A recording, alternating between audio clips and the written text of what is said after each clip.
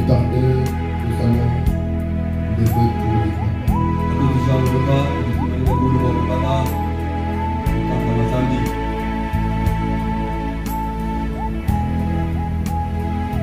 ce soir, nous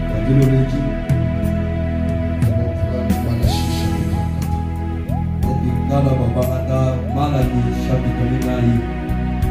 Nous allons prendre le verset. Malachie chapitre 4.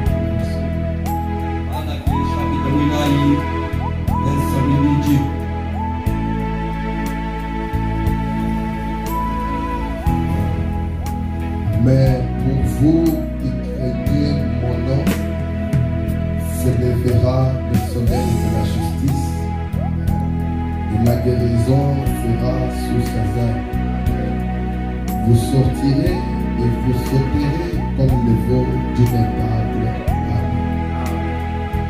Dieu, notre Père, sommes venus, voici au poste du devoir, pour faire notre part. C'est à toi de faire ta part. On veut dire de faire correctement ce que je dois faire, et toi tu te trouveras du reste. Me voici, même fatigué,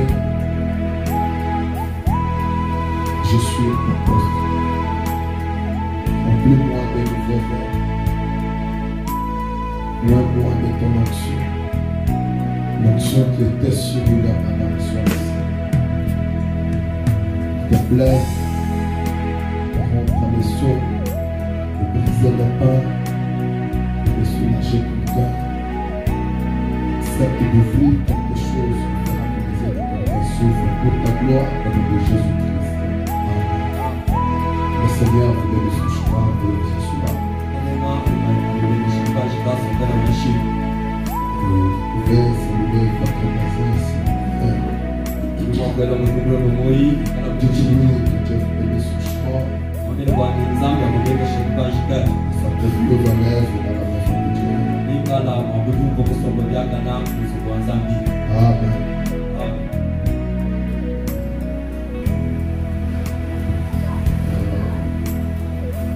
Il faut passer. Nous étions en train de voir la colonne de feu sur les rochers. Nous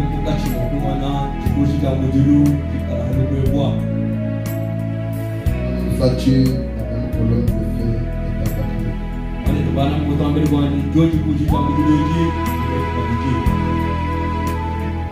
Nous a montré comment il avait géré et pourvoir les besoins des enfants d'Israël.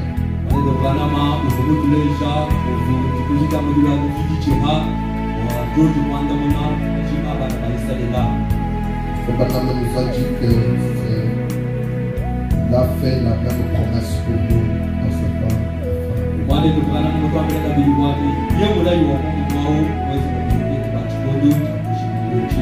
Amen.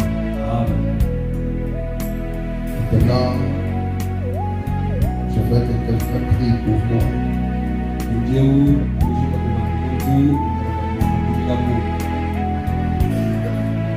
Les choses commencent à devenir sérieuses et les gens relâchent.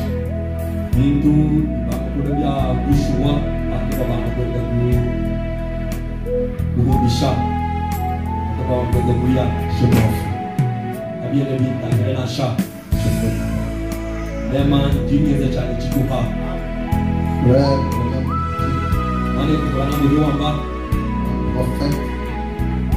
Prophète, c'est le représentant de Dieu sur la terre.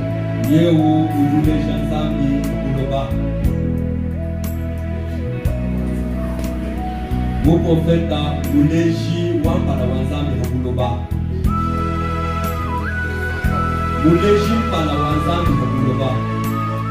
c'est la bouche de Dieu. C'est la réponse au cri du peuple.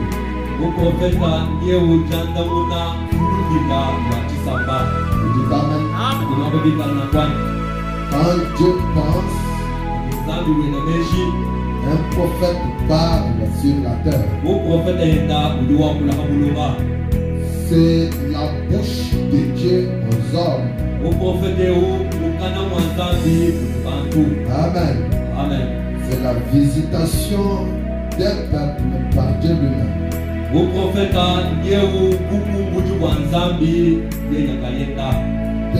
Quand nous étions en train de parler de j'ai entendu et je suis descendu.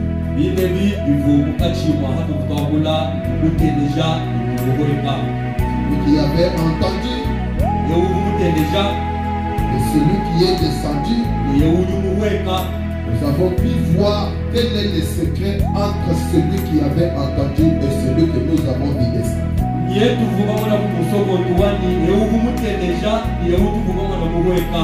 Il y a eu mariage entre le ciel et la terre.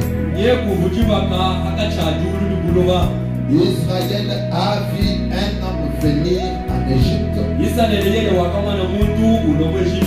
Mais Moïse lui a vu un homme descendre du ciel. Vous dites Amen. Là c'était en Éthiopie.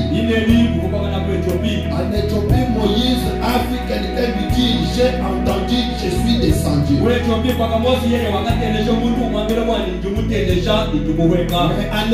en Égypte, c'était autre chose que ce que Moïse avait vu. Celui qui était dans l'esclavage a vu Moïse. Celui qui était en Éthiopie, lui, a vu Dieu descendre. Vous dites Amen. Donc il y a un problème entre celui qui est descendu, celui qui avait écouté et celui qui est descendu. Dans Amos 3 chapitre, dans Amos 3 7, la Bible dit, car l'Éternel Dieu ne peut rien faire sans pour autant avertir son serviteur, le prophète.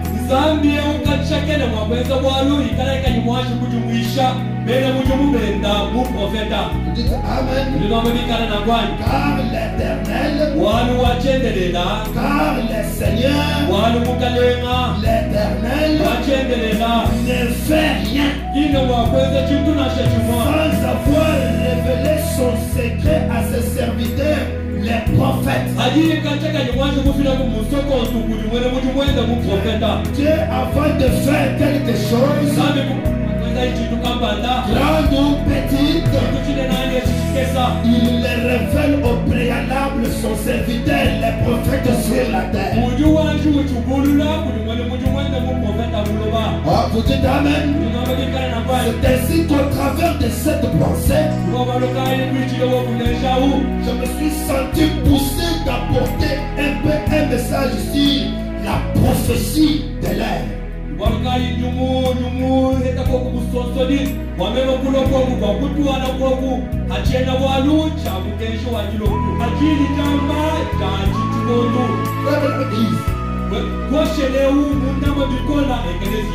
Je suis obligé de parler un peu des choses, la matière de l'épouse. Elle est toujours en retard.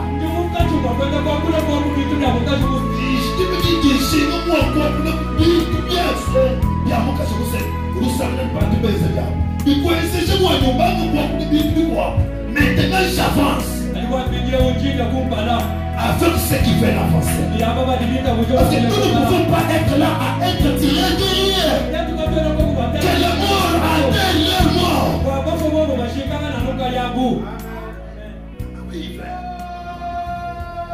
J'ai besoin d'initier un thème, la prophétie de l'air.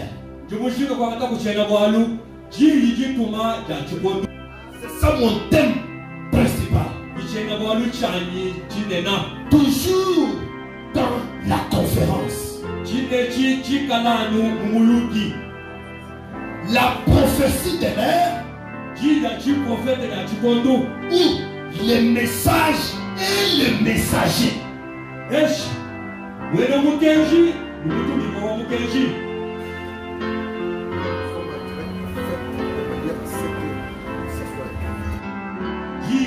prophète. D'abord, nous devons connaître comment Dieu promet-il quelque chose.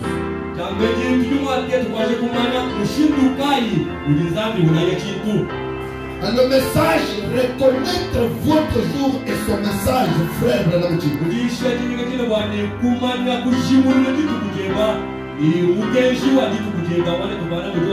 Au paragraphe 24. Nous abordons aujourd'hui une leçon de l'école de dimanche. Nous abordons aujourd'hui et que vous reconnaissiez les temps dans lesquels nous vivons. Amen. Le temps est presque écoulé pour nous. Comme vous le voyez. Et alors, par là, vous devriez connaître avec précision l'heure et le temps.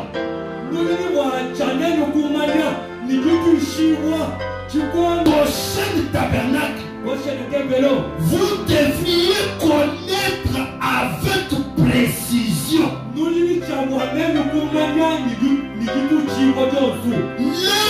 et le temps et les signes et le message que vous devez recevoir. Amen. Amen. Je peux répéter. Tu dois connaître. Et cela avec précision. L'heure et les temps. Et les signes. Et le message que vous devez croire. Tu ne dois pas croire n'importe quoi. À une heure et à un temps, il y a un signe. Il y a aussi un message approprié à ce temps-là. À chaque heure, à chaque saison, à chaque époque, à chaque génération, il y a un message, il y a un signe, il y a un messager, et il y a un peuple à qui est destiné le messager et le message. Tu t'as dénommé. Il y avait un certain peuple, une certaine civilisation, une certaine marche. Mais Dieu a envoyé un signe et un message. Et ce message-là ne peut être projeté à une autre époque, non.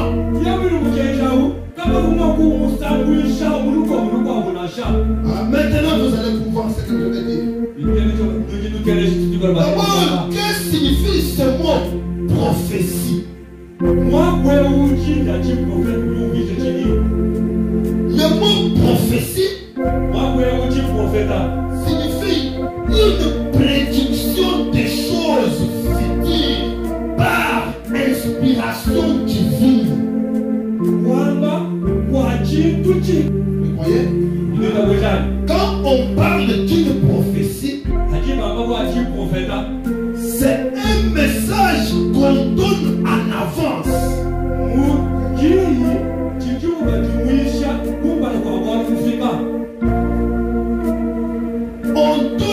On prédit quelque chose avant que la chose n'arrive.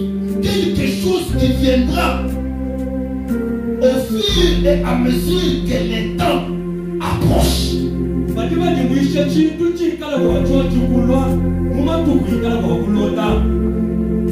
Est-ce vrai? Donc, une prophétie ne peut pas être quelque chose que nous voyons, que nous sommes en train de voir, non. C'est quelque chose qui viendra. Et c'est sous inspiration divine. Amen. Amen. Nous allons pas y aller un peu de cette manière-là ce soir. D'abord, commençons d'abord avec Moïse. Comme nous sommes en train de voir Moïse dans Exode, dans Genèse au chapitre 15, verset 13, je ne vois personne en train d'écrire. Dans Genèse au chapitre 15, verset 13, nous lisons. Et l'Éternel dit à Abraham, tes descendants tranchés dans un pays qui ne sera point à eux. Et ils y seront asservis. Et on les opprimera pendant 400 ans. Vous dites Amen. Pendant 400 ans. Mais je jugerai la nation à laquelle ils seront asservis. Et ils sortiront ensuite avec des grandes richesses. Qui parle?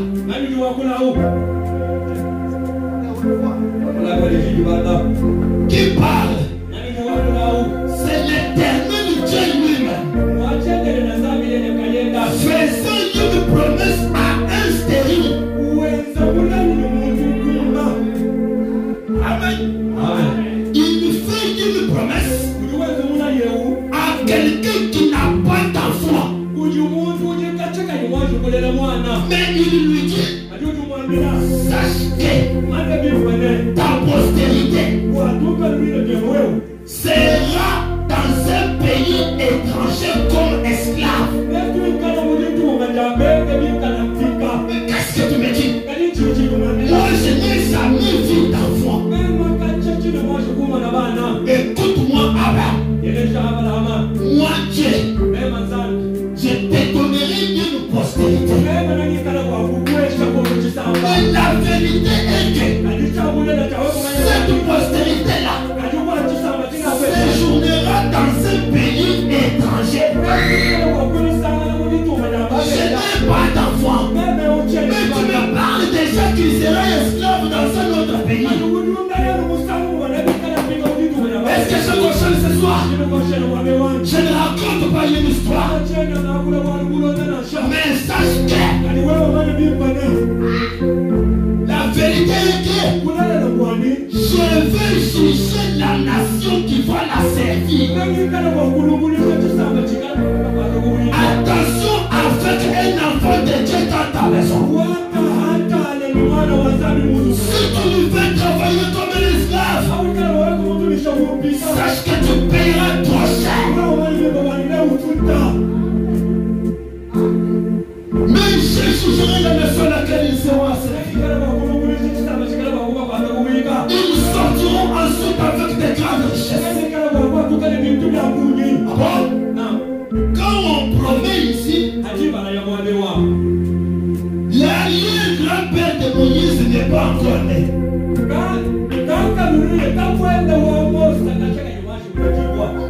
Genèse, nous sommes dans Genèse. Commencez de Genèse 1 à Genèse 50. On ne parle pas, on n'a jamais cité le nom de Moïse dans Genèse. Mais je vous dis que dans Genèse 15, on parle de Moïse.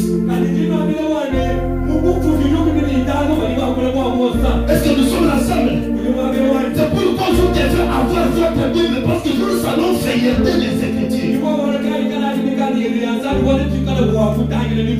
En Genèse 15, avant que Isaac ne soit même né, mais on promet déjà un libérateur. Écoutez, Exode chapitre 13, verset 3. Moïse dit au peuple, souvenez-vous de ces jours où vous êtes sortis d'Égypte, de la maison de la servitude, car c'est par sa main puissante que l'Éternel vous en a fait sortir. C'est par la main puissante de l'Éternel que Israël est sorti de l'Égypte. Quelle est la main puissante de l'Éternel? Parce que nous n'avons pas vu une main descendre du ciel. Nous avons vu un homme venir à l'Égypte avec un bâton, avec un message de sortie.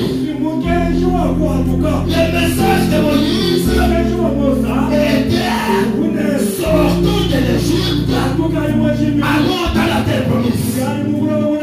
Sortons, sortons, commençons par sortir. Nous, les hommes, nos femmes, nos enfants, nos bétails, nos voitures, nos motos, nos taxis, sortons pour aller adorer l'Éternel. Lisez la parole. Toi, tu veux sortir toi seul. Si tu veux aller servir Dieu, moi et ma maison, nous servirons l'Éternel. Écoutez ce que je peux vous dire. C'est vous qui allez adorer Dieu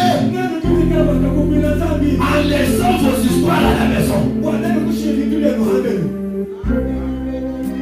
Vous allez à l'église, votre femme à la maison. Vous allez à l'église, votre voiture dans les salises. Mais Moïse devait aller adorer Dieu avec les chameaux. Nous et notre bétail.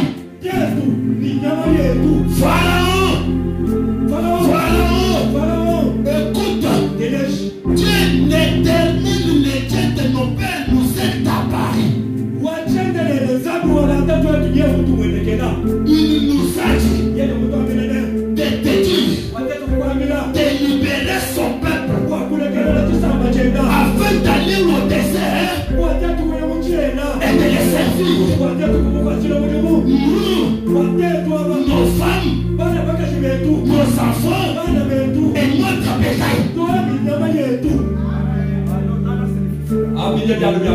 Même votre bétail doit adorer Dieu.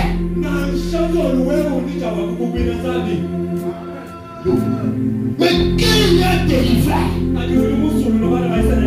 Moïse était la main puissante.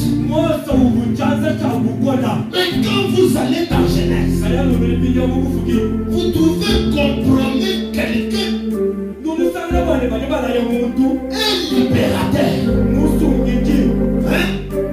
Mais on ne cite pas son nom. Pourquoi?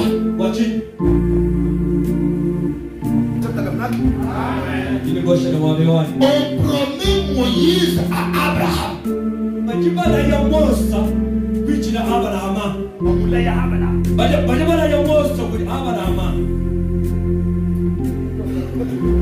Zambi.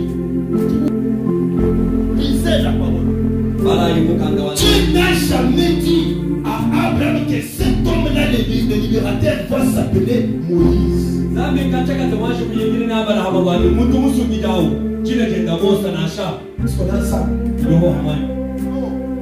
C'est dans les livres d'Exode.